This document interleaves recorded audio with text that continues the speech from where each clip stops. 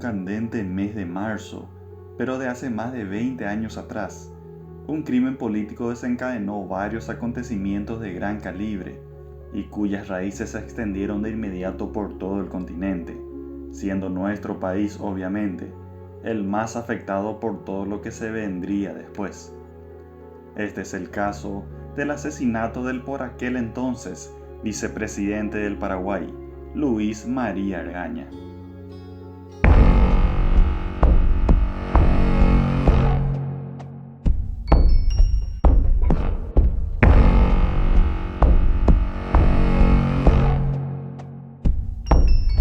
Luis María Argaña Ferraro fue un político y abogado paraguayo que fue vicepresidente de Paraguay por 7 meses, desde agosto de 1998 hasta su fallecimiento el 23 de marzo de 1999 en un atentado perpetrado por un grupo de sicarios. Cabe mencionar que también formó parte del grupo político que participó en la dictadura militar de Alfredo Stroessner desde 1954 en el Paraguay, siendo congresista entre 1963 y 1983 y convencional constituyente en 1967 y 1977. Entre 1983 y 88 fue presidente de la Corte Suprema de Justicia. Luis Argaña fue considerado uno de los últimos grandes caudillos del Partido Colorado y tras su muerte se generó la mayor movilización ciudadana, conocida como el Marzo Paraguayo, que terminó ocasionando la caída del gobierno de Raúl Cubas.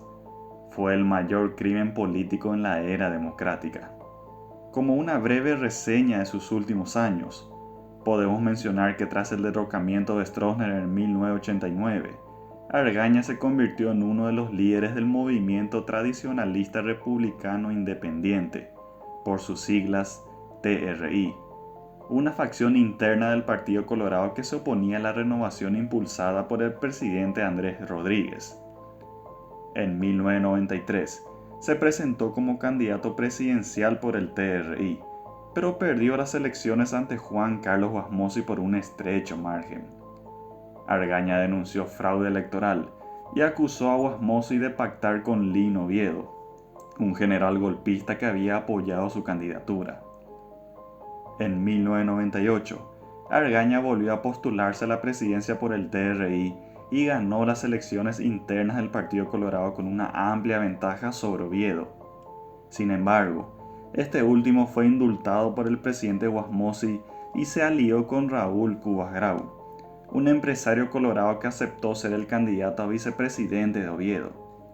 La fórmula Oviedo-Cubas logró vencer a Argaña en las elecciones generales con el apoyo de sectores populares y militares. La situación dentro del coloradismo se tornó preocupante cuando Oviedo fue descalificado por el Tribunal Superior de Justicia Electoral debido a una condena judicial que pesaba en contra de este. En caso de acefalía de la candidatura presidencial, la ley dispone que el candidato a vicepresidente suplirá al descalificado y para suplir al vicepresidente, según los estatutos internos del partido, se le asignará al que haya quedado en segundo lugar de las elecciones, y en este caso, el lugar fue para Argaña. El caudillo colorado aceptó ser el vicepresidente de Cubas Grau, bajo la condición de que éste respetara la Constitución Nacional y no permitiera la reelección de Oviedo. Sin embargo, dentro de las 48 primeras horas siendo presidente, Cubas Grau liberó a Oviedo de una condena por intento de golpe de Estado y lo nombró comandante en jefe del ejército. Esto provocó una fuerte oposición política y social contra Cubas Grau, quien fue sometido a un juicio político por mal desempeño de sus funciones. Argaña era visto como el posible sucesor de Cubas Grau en caso de que éste fuera destituido por el Congreso Nacional, pero los planes se truncaron un 23 de marzo de 1999. Y aquella trágica fecha, Luis María Argaña se despertó de buen ánimo por la mañana, según recordaría su hijo mayor, el arquitecto Félix Argaña. Pero nadie sabía lo que estaba por ocurrir esa mañana, o por lo menos nadie del entorno de Argaña. Poco después de desayunar con su esposa Marilyn, Él subió al asiento trasero de la camioneta Nissan Patrol, color rojo, que debía conducirlo desde su residencia en el barrio de las Carmelitas hasta su despacho en el centro de la ciudad de Asunción, en la sede de la vicepresidencia. Adelante iban el chofer, Víctor Barrios Rey, y su custodio asignado, el suboficial de policía Francisco Barrios González.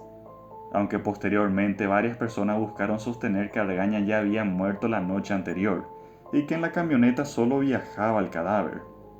Félix Argaña aseguró que su padre llegó a realizar varias llamadas desde su teléfono celular esa mañana, una de ellas a su hijo Jesús, a quien le dejó un mensaje grabado, ya que él mismo no pudo atender. Desconozco si aquellas llamadas pudieron demostrarse, pero hasta nuestros días se sigue hablando sobre el hecho de que Argaña habría fallecido la noche anterior. Algo que llamó la atención de muchos es que no parecía haber sangre en el cadáver de Argaña luego del tiroteo, cosa que agrandó más aquel conocido rumor. Y la teoría principal que se cuenta es que él estaba en compañía de una amante la noche anterior y falleció en el motel, por lo que debían maquillar aquel desenlace como sea.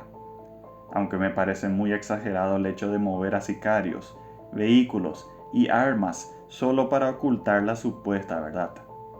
Volviendo al día del atentado, y según declaraciones recogidas después por la policía, por la justicia y por la Comisión Bicameral de Investigación, el conductor siguió el trayecto habitual que tomaba todos los días. Al tomar la calle Diagonal Molas, a unos 40 metros antes de alcanzar la calle Venezuela, un auto Fiat Tempra de color verde oscuro se ubicó al costado izquierdo y empezó a adelantarlo. Eran cerca de las 8:35 de la mañana. Al llegar a una lomada, el auto se interpuso bruscamente frente a la camioneta y le cerró el paso. El chofer Barrios Rey se vio obligado a frenar de golpe para no chocar. Entonces, según la versión de la mayoría de los testigos, dos hombres descendieron del interior del Fiat, mientras un tercero permanecía al volante con el vehículo en marcha. Hay testigos que mencionan a un cuarto hombre, pero la mayoría coinciden en que los que descendieron eran dos. El que bajó del asiento del acompañante fue descrito como un hombre fornido, quien portaba una escopeta calibre 12. Del mismo lado, pero por la puerta trasera, descendió otro hombre, con armas cortas y granada de mano colgadas del cinto. Ambos tenían el cabello corto, e iban vestidos con ropas militares de estilo camuflaje. Mientras el segundo hombre avanzó por la vereda hacia la parte trasera de la camioneta, el que llevaba la escopeta se colocó enfrente, levantó el arma y apuntó directamente al parabrisas, realizando los primeros disparos. Los perdigones atravesaron el vidrio y parte del fuselaje del capó, dejando varios agujeros, pero el parabrisas permaneció entero. El otro atacante disparó con la pistola automática. Los proyectiles impactaron de lleno en el cuerpo del guardaespaldas, Francisco Barrios, quien había tenido tiempo de extraer su arma, pero ya no alcanzó a contraatacar. El chofer Barrios Rey resultó herido en el rostro, pero no perdió el sentido. La camioneta retrocedió algunos metros a gran velocidad, giró en forma lateral y se incrustó contra la muralla de una casa vecina, quedando varada, con una de las ruedas reventadas y el motor todavía en marcha. Los atacantes se aproximaron disparando contra el vehículo. El chofer abrió la portezuela y agachándose pudo correr hacia atrás, metiéndose al patio de una vivienda vecina. El segundo atacante se aproximó hasta la ventanilla trasera, que ya estaba rota, donde encontró a Argaña agachado sobre el asiento. Hasta entonces, el vicepresidente aún no había recibido un solo balazo.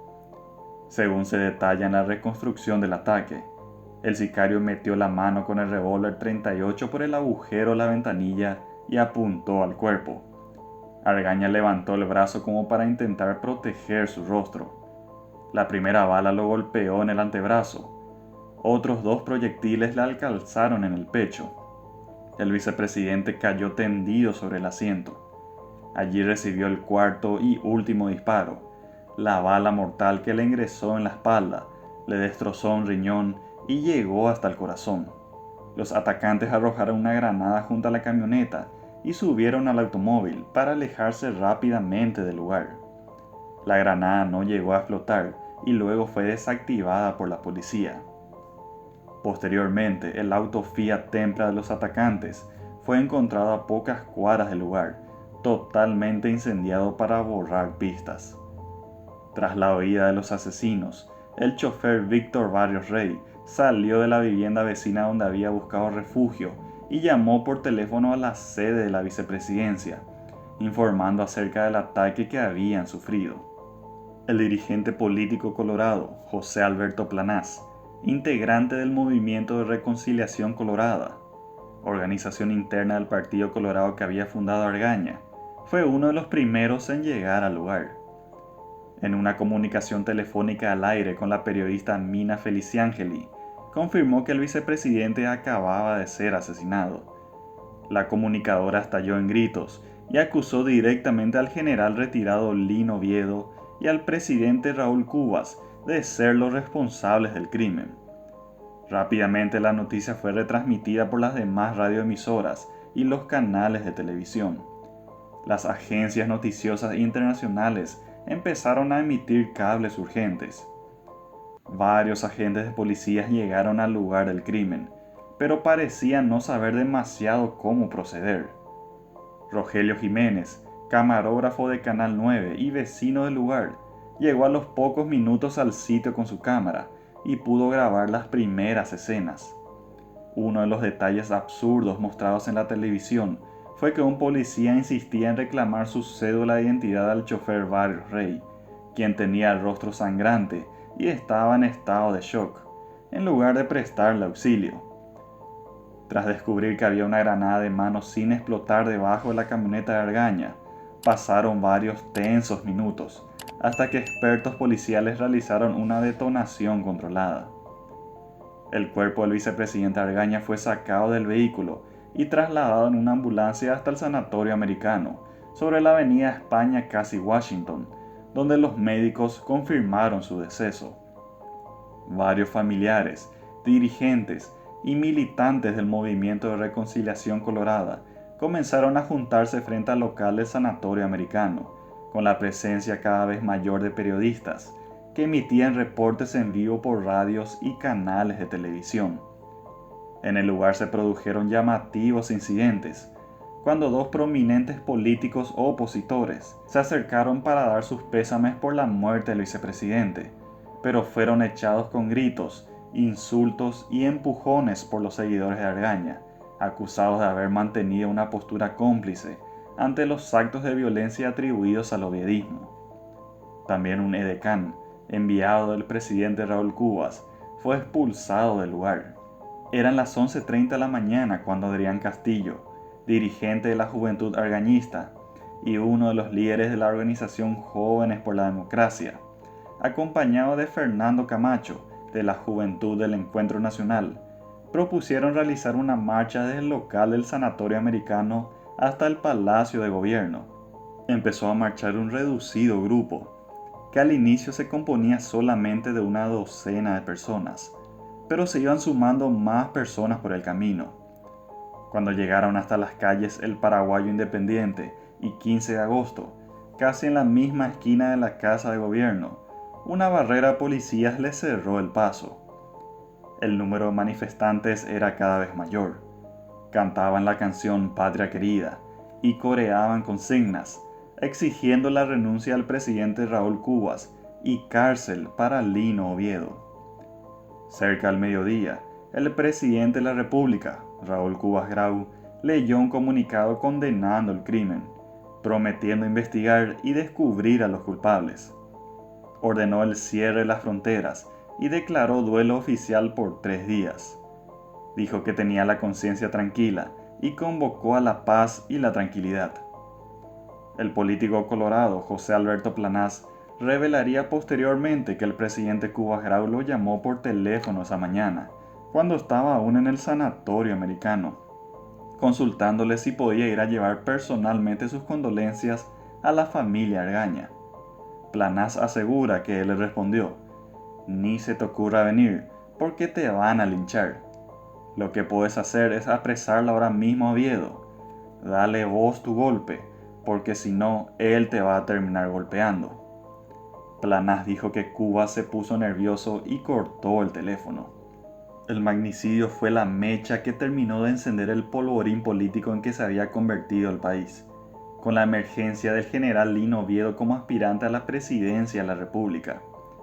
Condenado a 10 años de cárcel por un intento de golpe de Estado contra el presidente Juan Carlos Wasmosy en abril de 1996, Oviedo había sido liberado por su socio político, el presidente Raúl Cubas, en agosto de 1998, con un decreto que fue desautorizado por la Corte Suprema de Justicia. Un pedido de juicio político contra el mandatario aguardaba su tratamiento en la Cámara de Diputados cuando se produjo el asesinato. La indignación ante el crimen motivó la concentración de miles de ciudadanos en las plazas del Congreso, exigiendo la renuncia de Cubas y cárcel para Oviedo.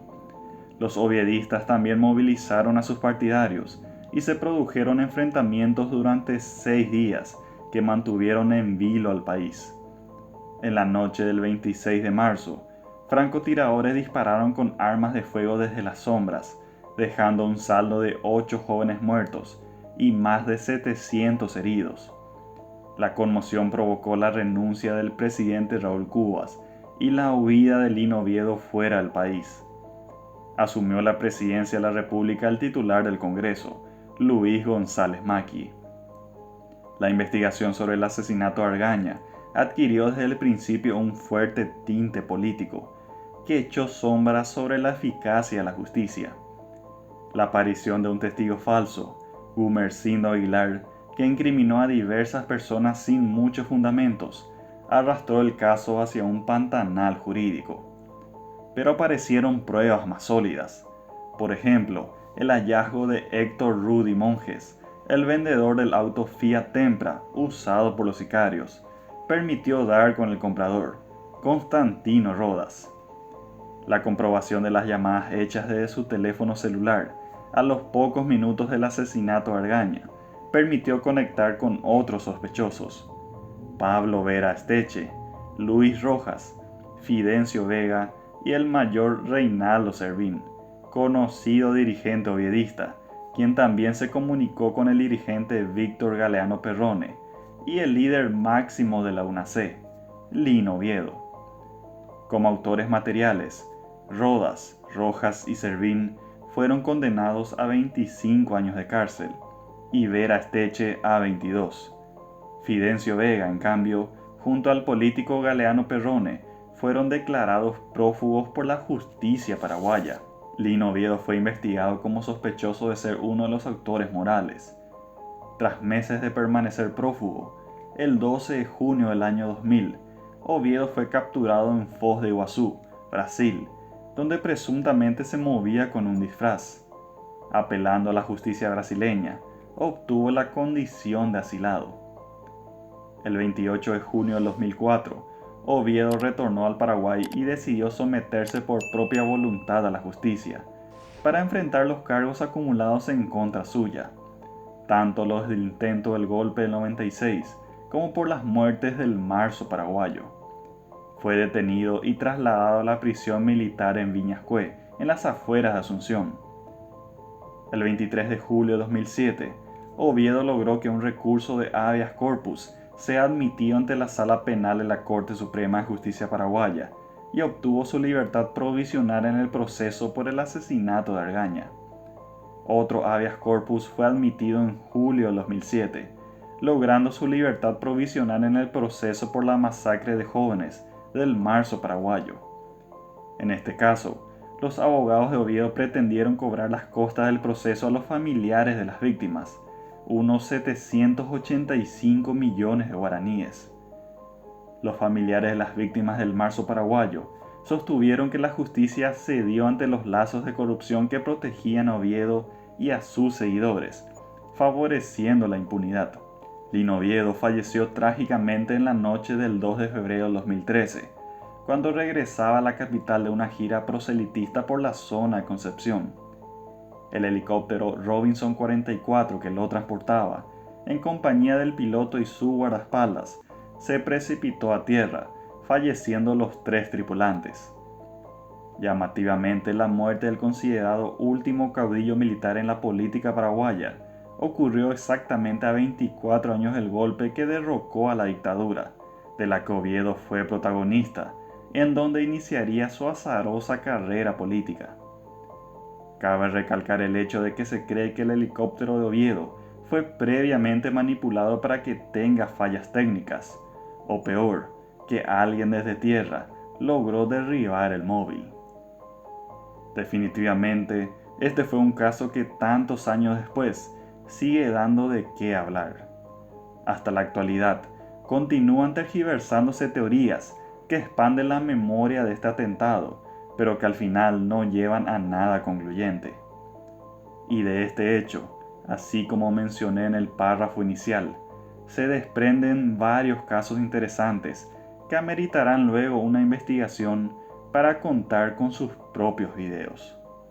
Mis queridos seguidores, ¿qué les pareció este caso? Si ya habías oído hablar de él, tienes más información que no salieron en los diarios, conociste personalmente a las personas implicadas o vives en el barrio en cuestión, por favor, házmelo saber en los comentarios para así conocer más datos sobre este caso y poder informarnos todos. Y muchas gracias por ver este video. Puedes ingresar a nuestra lista de reproducción que ves en pantalla para ver los casos que ya he relatado. Y si el contenido te gustó, por favor no olvides suscribirte y activar la campanita para recibir las notificaciones de nuestros nuevos videos.